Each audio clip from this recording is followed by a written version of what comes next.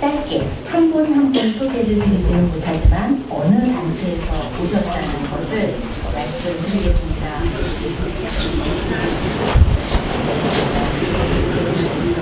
먼저 주제 발표하실 분들은 여러분들께서 앞으로 계속 보시겠지만요. 특별히 이 자리에 지금 인사하신 강우일 주교님, 그리고 오키나와에서 오신 오시카와 주교님 계십니다. 그리고 일본 예수회 광부장님 와서 계시고요. 한일 예수회 사회사도직 위원장님들 와서 계십니다. 그리고 오늘 또 강연을 해주실 마고사키 우케이로 선생님 와서 계시고요. 단체별로는 오키나와에서 헬기 반대 투쟁을 해주시는 분들 오셨습니다. 일어나 보시겠습니까?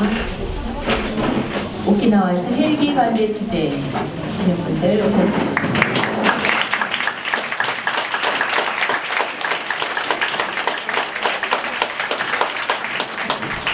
감사합니다. 먼 길을 일부러 와주신 건데요. 최근에 한국 세계 기지 반대 연대 회합이 있었다고 합니다. 그것을 마치고 교토에서 또 많은 분들이 여러분이 참석해 주셨습니다. 교토에서 오신 분들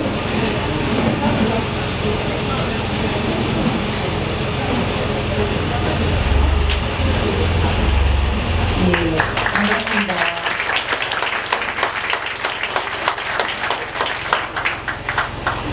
그리고 지금 일어나지 않고 앉아 계신 예수회원들은 대부분 일본 예수회원입니다.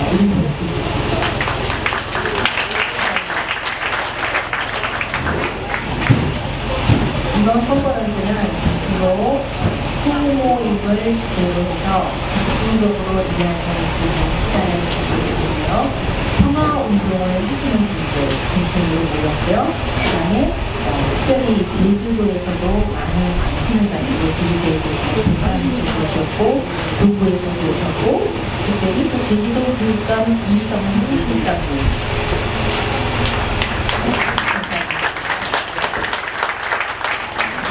그리고 제주도 의회에서 이송영 의원님 감사합니다.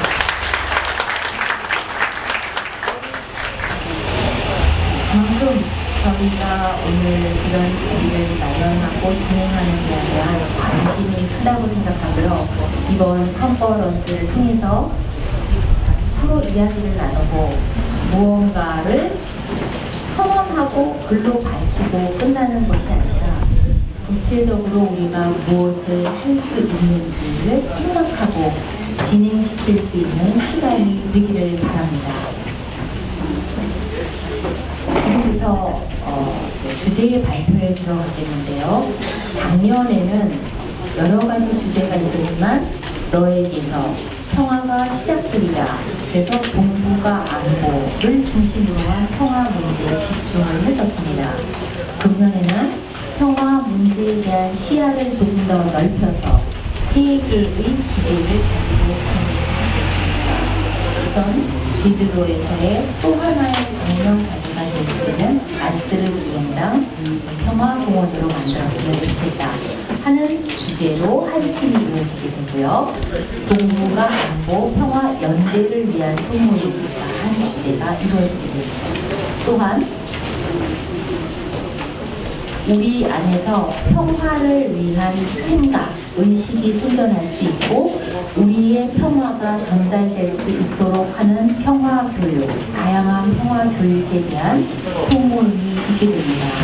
이 모든 것들이 강호일 주교님께서 작년에 평화 컨퍼런스를 시작하실 때에 어떤 방향으로 계속되어져 갔으면 좋겠습니다 하는 뜻에서 말씀을 하셨던 건데요. 작년에는 국가와 안보라는 주제로 말씀을 해주셨지만 금년에는 우리가 신앙인으로서 그리스도인들이 지향하는 평화라는 것은 무엇인가, 그래서 평화에 대한 근본적인 것을 제시하는 것으로 첫 주제 발표를 하시도록 하겠습니다.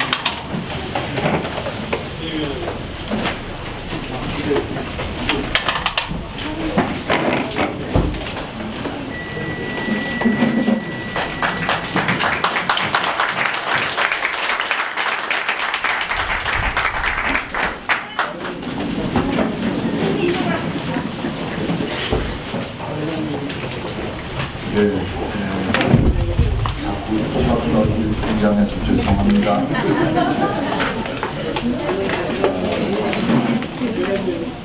오늘 제가 드릴 말씀은 그리스도인이 추구하는 평화란 무엇일까 하는 주제를 가지고 말씀을 드려보겠습니다. 우리가 평화라는 이야기를 이렇게 끊임없이 입에 담고 있지만 우리가 살아가는 현실 속에서 평화란 가능한 것일까 하는 그런 의구심을 이제 많이 갖게 됩니다. 평화란 어떤 것을 말하는 것인가? 평화란 단순히 전쟁이 없는 상태를 평화라고 할 수 있는 것일까? 무력을 동원한 전쟁만 일어나지 않으면 그것이 평화일까? 지금 우리나라 백성 중에 과연 몇 사람이나 평화를 누리고 있다고 느끼고 있을까? 또 세계 여러 나라 중에 몇 사람이나 몇 나라 사람들이나 우리나라는 평화롭다 하고 이렇게 말하는 나라들이 있을까? 그런 의문을 끊임없이 이렇게 갖게 됩니다. 한국 사회는 참 부끄러운 사실이지만 여러 해 전서부터 세계에서 가장 높은 교통사고율을 기록하고 있습니다. 우리가 매일 출퇴근하고 시장 나가고 또 나들이 가는 과정에서 많은 시간을 도로에서 보냅니다. 근데 그 도로가 평화롭지 못합니다.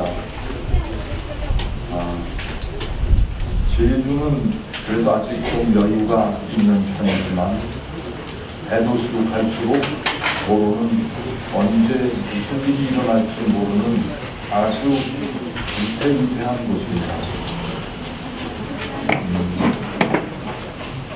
일본은 우리보다는 훨씬 더 점잖게 운전을 도로에서 한다고 제가 일본 갈 때마다 느끼는데, 그렇지만 우리 한국은 갈수록 차들이 많아지면서 더 도로가 하나의 전투장으로 변하고 있는 그런 모습을 볼 수 있습니다. 요즘은 저는 운전하는 사람들이 시간이 초를 당겨서 운전을 하다 보니까 남이 나의 진도를 방해하거나 끼어드는 소리를 들어보면 그 앞에서 브레이크를 앞에 쫓아가가지고 브레이크를 밟고 위협하는 보복 운전을 하는 사람들이 늘어나서 경찰도 더 이상 그것을 인정할 수 있어서 굉장히 엄한 처벌을 한다고 정부 당국에서도 공식적으로 발표를 하고 있습니다. 도로가 말하자면 전쟁터로 변하고 있습니다. 그 다음에 학원, 우리가 우리 아이들을 보내는 학원을 생각해 보면 우리 제주에서도 가장 모범적인 학교라고 이렇게 일컫는 어느 학교의 교장 선생님한테서 들은 이야기입니다. 고3 학생들 교실에 들어가 보면 우리 아이들이 그 입시 준비 때문에 정신적인 스트레스가 너무 많이 쌓여가지고 이게 어떤 순간에는 거의 그 발작에 가까운 그런 아주 뭐라고 말로 표현하기 어려운 굉장한 심리적인 폭발 현상을 이렇게 보인다고 합니다. 마치 그 바이올린의 현악기의 톤을 계속 이렇게 조이다 보면은 어느 순간에 너무 불편해서 앉아가지고 그 혈이 하고 끊어지듯이 바로 그런 상황 같은 그런 그 심리적인 초긴장 상태를 고3 아이들은 살고 있다고 합니다.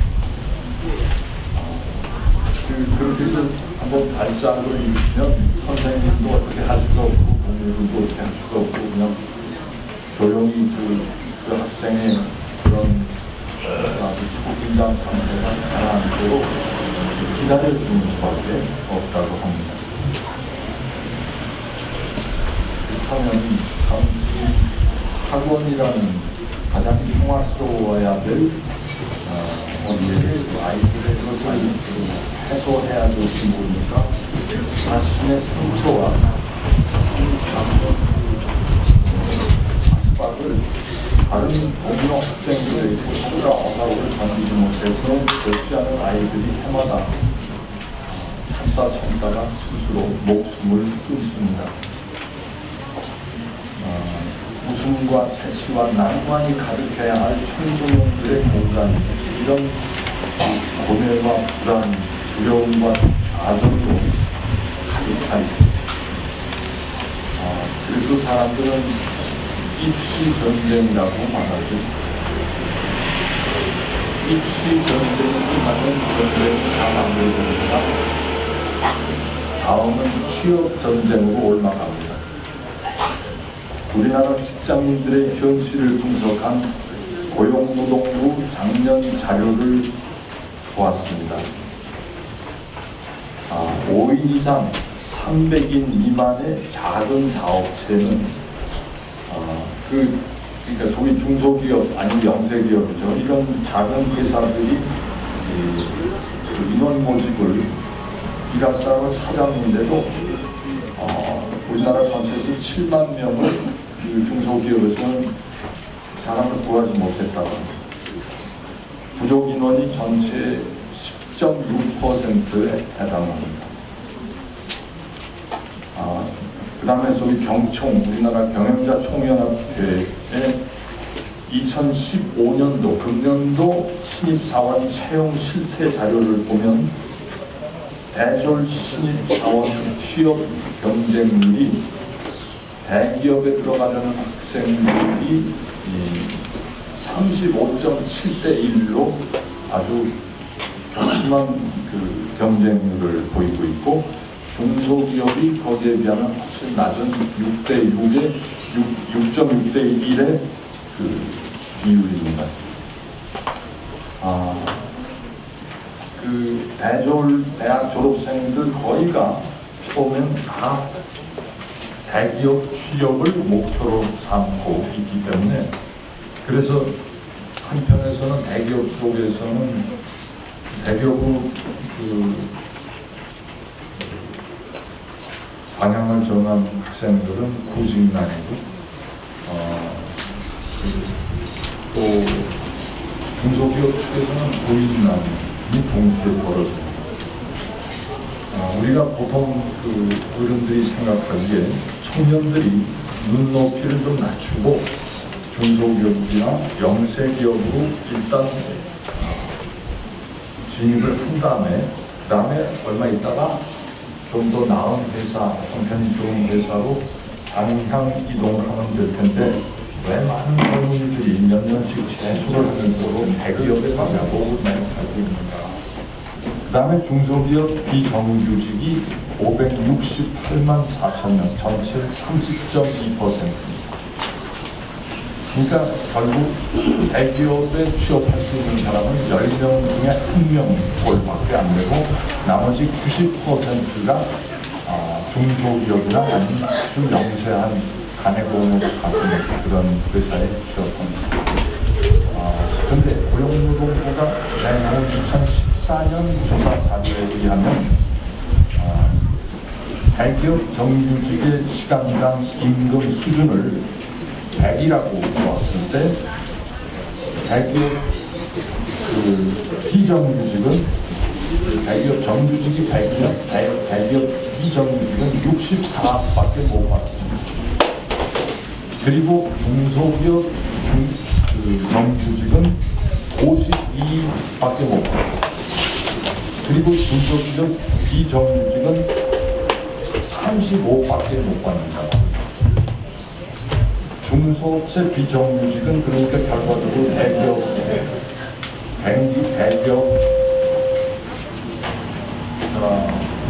정규직의 3분의 1밖에 못 받는다. 그러니까 길을 쓰고 젊은이들이 대기업에 가려고 합니다. 눈높이를 낮춰서 직장 생활을 시작을 중소기업 또는 그 영세기업에서 시작을 하면 그것이 딱지가 한번 붙으면 그 다음에 향후 사회생활 여정에도 계속 부정적인 영향을 준다고 합니다. 첫 직장을 어디에 잡는가에 따라서 그 사람의 일생 어떤 계층으로 살아갈지가 정해져 버린다는 그런 극단적인 표현까지 합니다. 한국직업능력개발원 자료에 따르면 대졸 하향 취업자 10명 중 6명은 직장을 2번 이상 옮겨도 상향 이동을 못한다고 합니다. 그리고 대학 졸업 2년 후에 첫 직장이 중소기업인 대졸자가 대기업 정규직으로 상향 이동에 성공한 비율은 7.5%밖에 안 된다. 그러니까 청년들이 처음부터 어떻게 해서든 대기업 진입을 해야지 첫 발을 작은 회사에서 시작하면 그 후에 큰 회사로 옮겨갈 가능성은 아주 거의 희박하다고 보는 것입니다.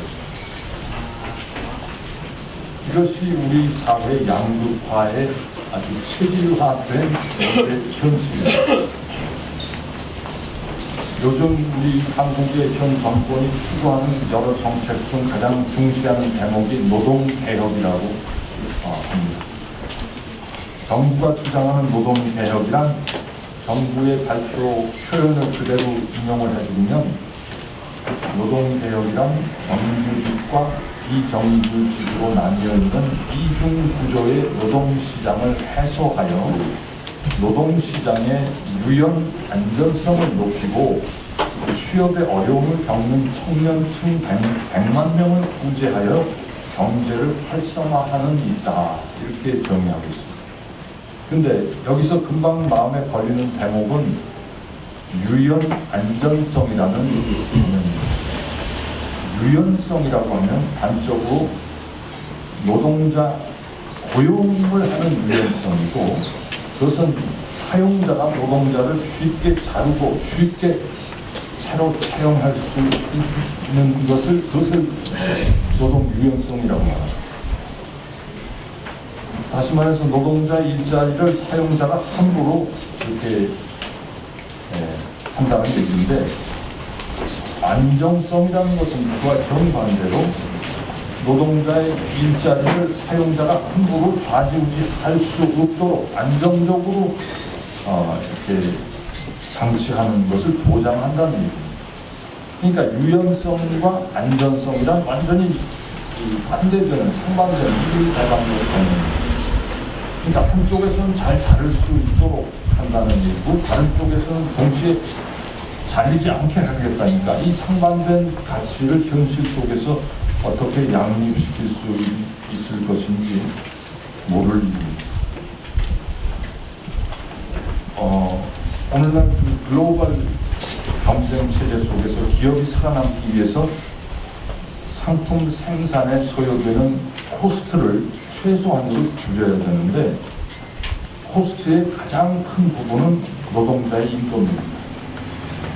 그래서 기업은 정규직 직접 고용을 최소한으로 줄이고 나머지는 용역회사를 통한 외부 용역회사를 통한 비정규직의 간접 고용으로 채우려고 합니다.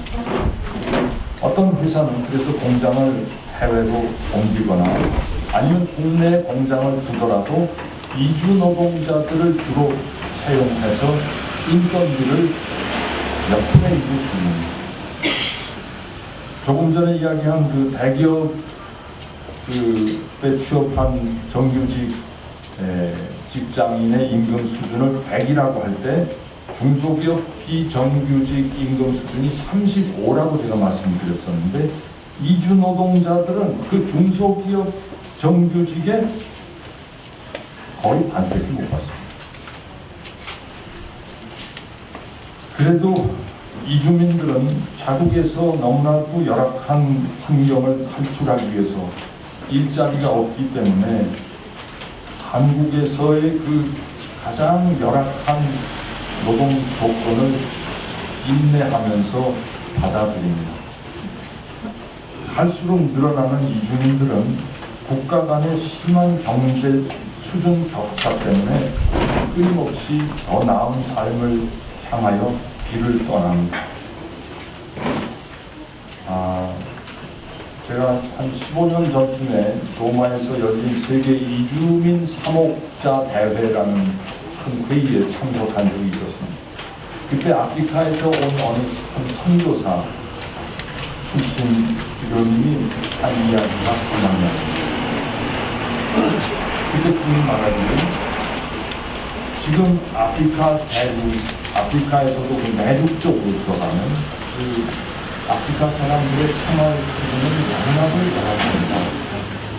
아직 아프리카 사람들이 인터넷이나 그 TV 등 그 화려한 대중 매체에 접근할 수가 없어서 그냥 뭣도 모르고 저렇게 살고 있지만 후에 그들이 인터넷에 자유롭게 접속하고 TV에 여러 가지 화려한 그 드라마와 또는 뭐 광고 등에 접하기 시작을 하면은 그들이 유럽이나 제1세계 사람들이 어떻게 얼마나 풍요롭게 사는지 알게 될 것이고 그들은 그러면 가만히 있지 않을 것입니다.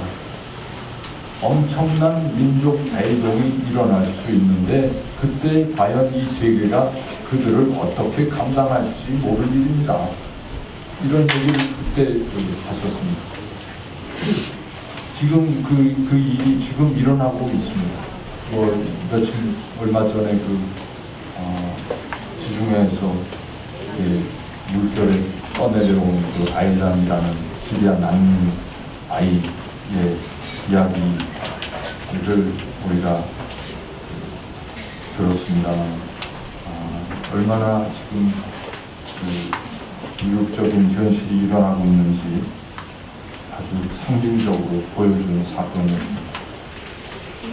소말리아, 에티오피아, 수단, 시리아, 이라크 북부의 난민들이 젖과 꿀이 흐르는 땅 유럽이나 또 다른 나라를 향해서 죽음을 무릅쓰고 이주의 행렬을 이어가고 있습니다. 오늘의 세계는 전쟁터도 아닌 곳에서 이렇게 귀한 생명이 무더기로 죽어가는 모습을 속수무책으로 바라보기만 하고 있습니다. 그 아일란이란 3살배기 그 꼬맹이가 바닷속에 잠들어버린 그래서 신으로 떠내려온 그 모습을 보고 그나마 유럽 대륙이 양심의 가책을 느끼고 모두 그 가슴 아파하면서 8,000명인가 9,000명을 독일인가에서 받기로 이렇게 했죠. 그나마 아직도 인류의 양심이 살아있다는 작은 증거를 본 것 같습니다.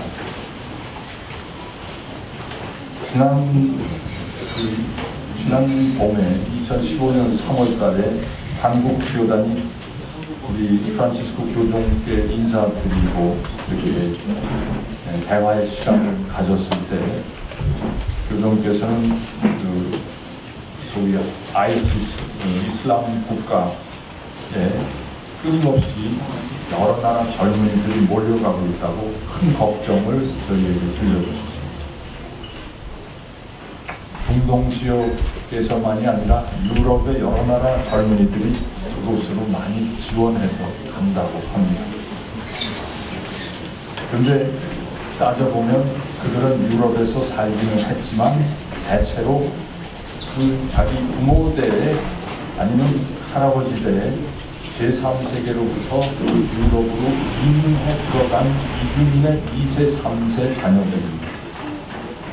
그들도 그 사회에서 평생 발버둥 쳐봐야 그 사회의 주류가 될 수 없는 최하층, 최하위 빈곤층에서 벗어날 수 없다는 그런 절망감 때문에, 분노 때문에 그 지금의 세계 전체 그 시스템 자체가 에 대해서 그 시스템을 뒤집어 엎으려고 극단적인 무장 투쟁에 가담을 하는 것입니다. 탈레반과 알카에다 같은 조직이 생겨나고 9.11 사건의 뒤를 이어서 끔찍한 테러리즘이 이어지는 것은 근본적으로는 제1세계와 제3세계 국가 간의 과도한 빈부 격차와 계층 간의 경제 불균형 때문에 축적된 분노와 증오가 원인입니다. 이런 격차와 불균형이 존재하는 한 이 세상에 평화가 오리라고 기대하기는 쉽지 않습니다. 근데 이런 극도의 그 세계 안에 현존하는 빈부 격차와 계층 간의 불균형이 왜 일어났느냐? 그것을 촉발한 것은 한마디로 신자유주의적 시장 경제 시스템입니다. 국가 간의 모든 종류의 관세 장벽과 규제를 허물어버리고 오로지 시장의 완전 자유 경쟁 역학이 알아서 경제 성장을 이루고 또 부를 분배하도록 시장에 맡겨버리는 그런 시스템입니다. 시장 경제는 부를 창출해내는 데는 과거의 어떤 경제 시스템보다도 효과적이었습니다. 미국이나 일본이나 한국이나 이 신자유주의 경제 시스템을 통해서 통계상으로 보면 오늘날 사상 최대의 경제 발전과 부를 기록하고 있습니다. 그렇지만 그 부를 분배하는 데는 완전히 실패했습니다. 미국이나 일본이나 한국이나 한 나라 안에서도 가장 많이 버는 사람의 임금과 가장 적게 버는 사람의 임금 격차가 너무 심합니다. 최근 미국 CNN 그 기사가 보도한 바에 따르면 이런 이야기가 나옵니다. 미국 최대의 유통업체인 월마트의 최고 경영자 덕 맥밀런은 지난 한 해 총 1940만 달러의 보수를 받았다. 그는 월마트에서 일하는 평범한 직원의 800배에 달하는 급료다.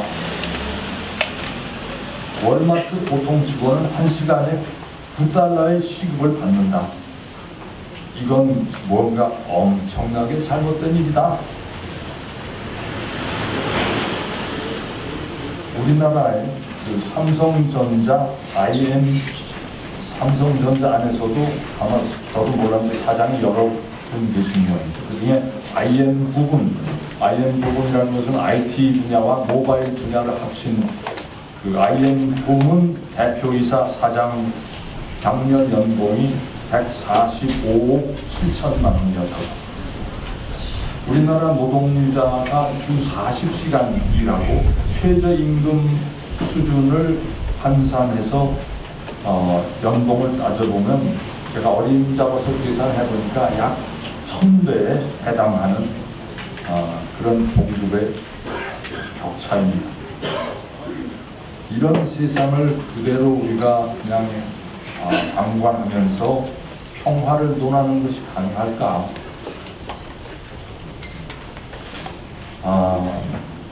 일본의 그 경우를 조금 제가 들어보겠습니다. 일본은 1990년대 초에 부동산만 갖고 있으면 결코 손해는 안 본다는 신화 때문에 부동산 가치가 사상 최고로 치솟았습니다.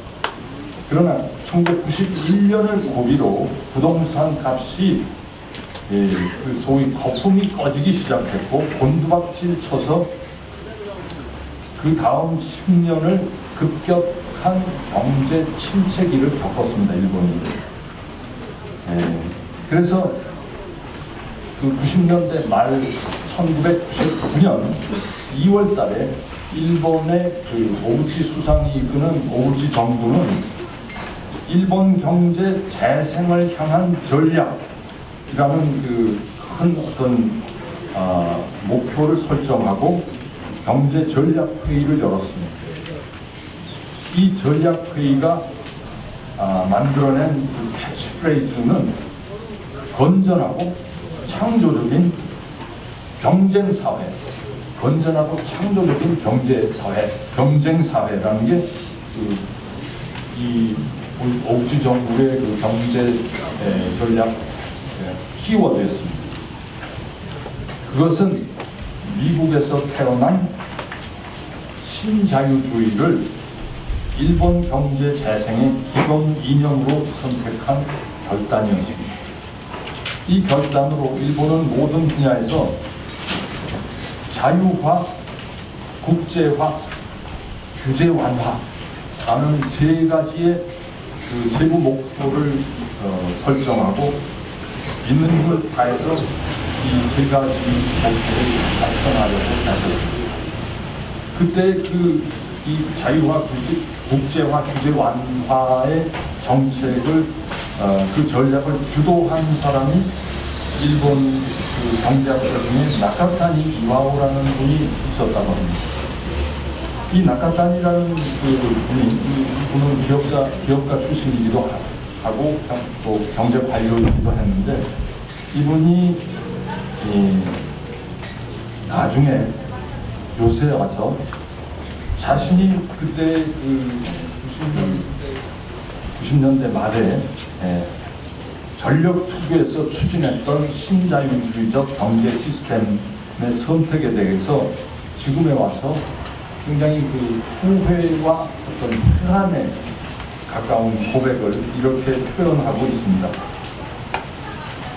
그때 우리는 글로벌 스탠다드에 맞추는 것이 일본 경제를 활성화하는 기름길이라고 생각했는데 그것이 잘못되었습니다.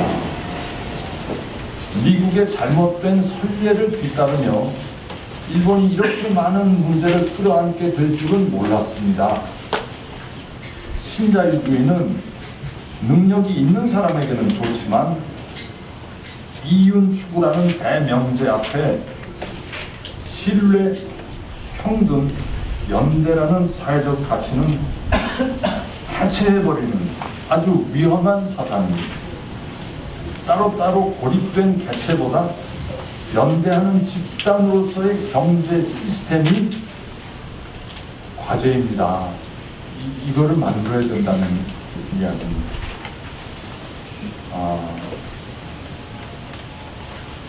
그 신자유주의 경제 시스템으로 일본 전체의 그 경제를 주도했던 책임 관료가 한 고백입니다. 그 자유화, 국제화, 규제 완화를 적극 추진한 끝에 일본은 그 대신에 일본 사회의 전통적인 가치를 많이 무너뜨려 갔습니다. 그 전에 일본의 그 기업은 어떤 의미로 굉장히 끈끈한 인간관계로 얽혀져 있었습니다.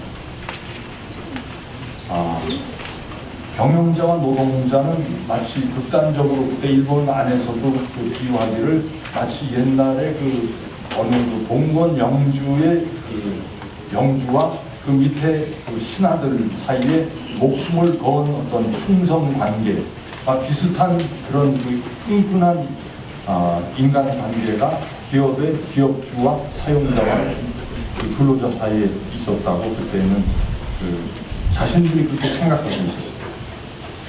근데 신자유주의 시스템 하에서는 그것이 다 무너져 버렸습니다. 조금이라도 부담이 되면 언제라도 털어버리고 뒤도 안 돌아다보고 내버리거나 아니면 떠나갈 수 있는 그런 무정한 이익단체로 다 바뀌었다는 겁니다. 동료들 사이에서도, 회사 동료들 사이에서도 우정이나 인정 같은 건 다 사라지고 경쟁에서 조금이라도 방해가 되면 가차없이 짓밟고 넘어가야 하는 경쟁 상대로 변해갔습니다. 공동체가 해체되고 자기 이익만을 최우선으로 하는 개인으로 기업이 다 산산조각이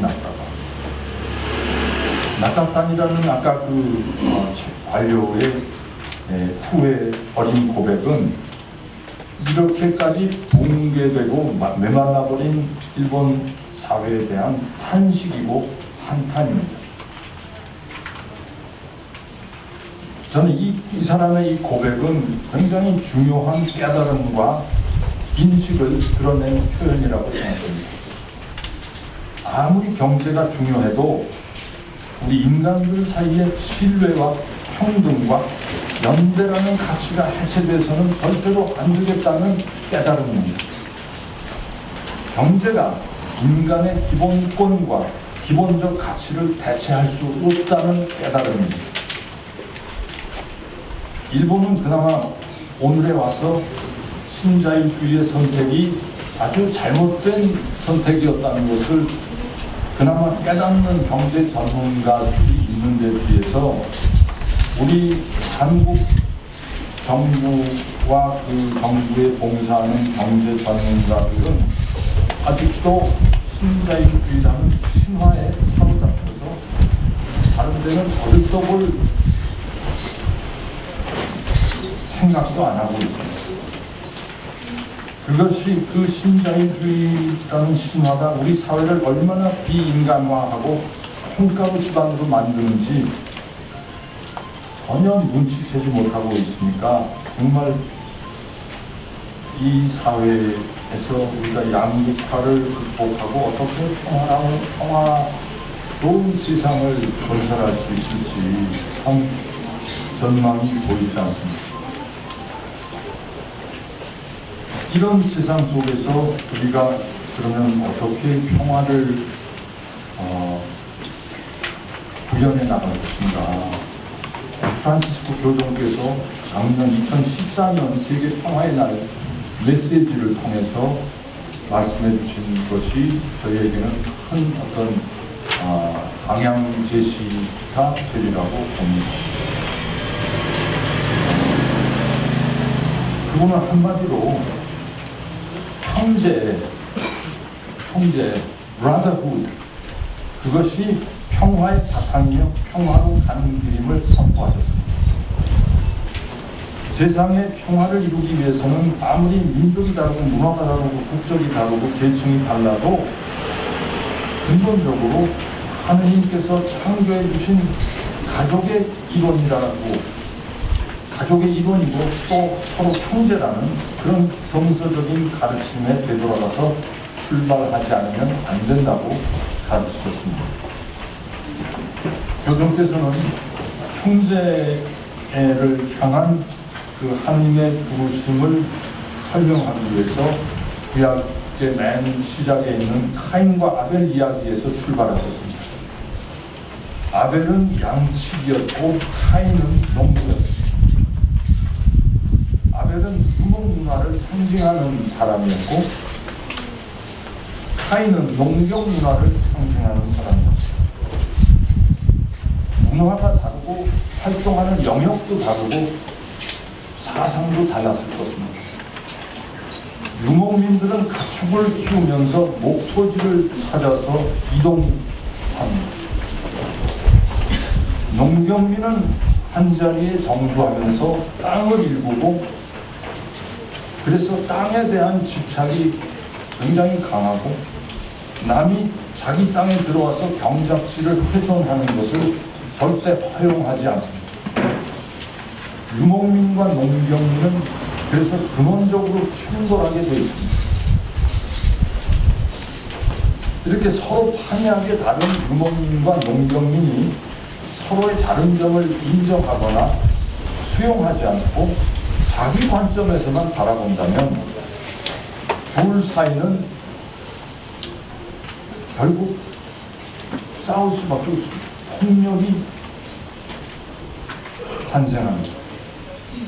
이런 두 이질적인 사람들이 서로가 서로를 형제로 존중하면서 공존하기를 원하신 것이 하느님 아버지의 뜻이었습니다. 이 하느님 아버지의 뜻으로 돌아가서 우리가 서로 한 아버지의 같은 자녀들임을 인정하고 서로의 권익을 존중하려는 그런 근원적인 회심을 하지 않는 한 인류 역사에서 끊임없이 반복되어 온 온갖 갈등과 충돌을 해결할 수가 없고 평화를 이룰 수도 없다는 것입니다. 교종께서는 바울 6세의 그 괴칙 민족들의 발전을 인용하면서 세 가지 그 의무를 세계 모든 백성에게 이렇게 호소하셨습니다. 먼저 첫째로 부유한 나라들이 아직 덜 발전된 나라들을 도와야 한다는 연대의 의무, 국가 간의 연대의 의무. 그 다음에 두 번째로 강한 사람들과 약한 사람들 사이의 관계를 더욱 공정하게 재정립해야 한다는 사회정의의 의무. 그리고 세 번째로 모든 사람이 서로 주고받는 것이 있고 한쪽의 발전이 다른 쪽의 발전에 장애가 되지 않는 세상을 만들어 가려는 보편적 사랑의 의무, 이 세 가지 의무를 강조하셨습니다. 또 프란치스코께서는 그 베네딕토 16세의 규칙 진리 안의 사랑이라는 규칙을 인용하면서 오늘날 통제가 부족하기 때문에 민족과 사람들 사이에 심각한 상대적 빈곤, 즉 양극화를 일으키고 있다고 지적하십니다. 그런 의미에서 형제의 원칙적인 증진을 위해서 효과적인 정책을 펴야 한다고 강조합니다. 이 효과적인 정책이란 동등한 인간, 동등한 존엄성을 가진 인간, 동등한 기본권을 지닌 인간들에게 가난하든 부유하든 모든 그 존엄성과 기본적인 인권을 지닌 사람들에게 자본과 서비스, 교육과 보건, 그리고 기술, 이런 모든 것을 좀 보장해주고 누구나 자기 인생 계획을 자기가 세우고 또 실현할 기회를 가지고 인간으로서 온전한 발전을 이룰 수 있게 하는 일이다. 이렇게 지적하십니다. 그리고 소득의 불균형과 양극화를 완화시키기 위한 구체적인 정책이 필요한데 이거는 교회가 가르치는 사회적 저당권의 개념에서 출발해야 한다. 사회적 저당권. 이 사회적 저당권이라는 개념은 성 토마스 아퀴나스에서 벌써 출발하는데 지금 새로 며칠 전에 우리말로도 이제 번역이 됐습니다만 참리 바르세소라는 최근에 교종 프란치스코의 글씨에도 이 말씀이, 이 개념이 굉장히 강조될 것보다도 부라는 가치를 더 상위에 놓고 부를 추구하기 위해서는 인간을 희생시켜도 아무런 가책을 느끼지 못하는 이런 가치관의 붕괴에서 양극화는 시작되는 것입니다. 그래서 그런 의미에서 우리는 경제적 이윤을 지상 최고의 가치로 간주하는 시장 만능주의에서 벗어나서 인간이 함께 성장하고 함께 공존할 수 있는 새로운 경제 모델을 만들어내고 우리의 생활 양식을 바꿔야 된다. 이게 프란치스코 교종께서 하신 말씀입니다.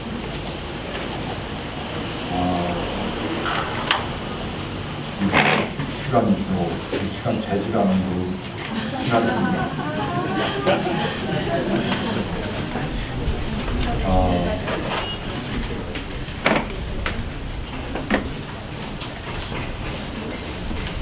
교수님께서는 최근에 또 끊임없이 아주 되풀이해서 전쟁의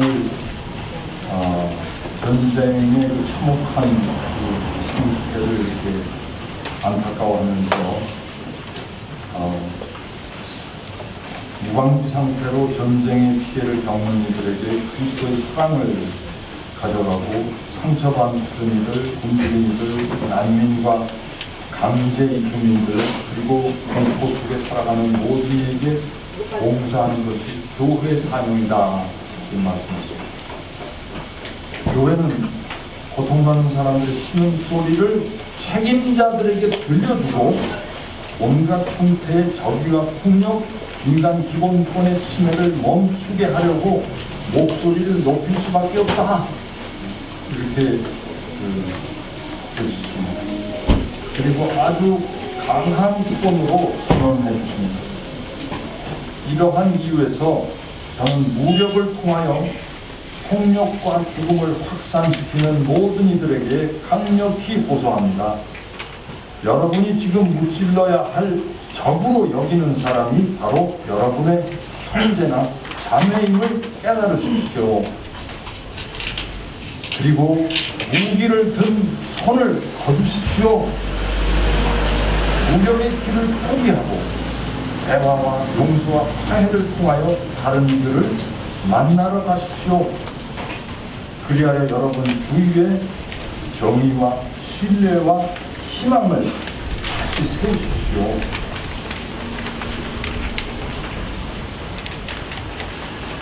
우리 이 한반도는 끊임없이 이렇게 38선을 가운데 놓고 어마어마한 첨단 무기들을 이렇게 양쪽에서 재놓고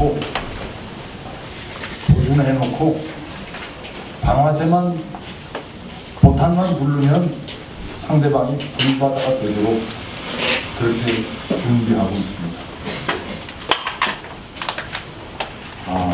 북한에 2,500만 명이 살고 있습니다. 대한민국 국민만 사람이고 그 넘어 사는 2,500만은 사람이 아니겠습니까?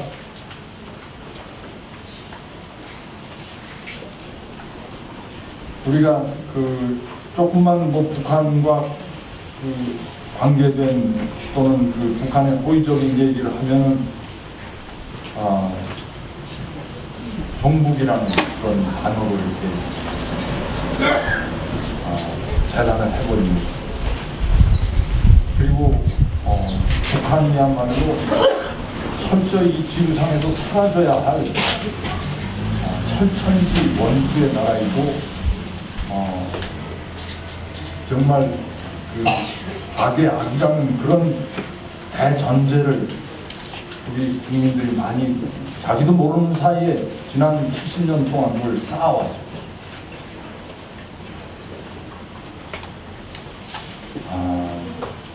그렇지만 그 2,500만도 하느님의 닮은 모습으로 창조된 존엄한 인간들이고 하느님의 자녀들임을 우리는 잊지 말아야 하겠습니다.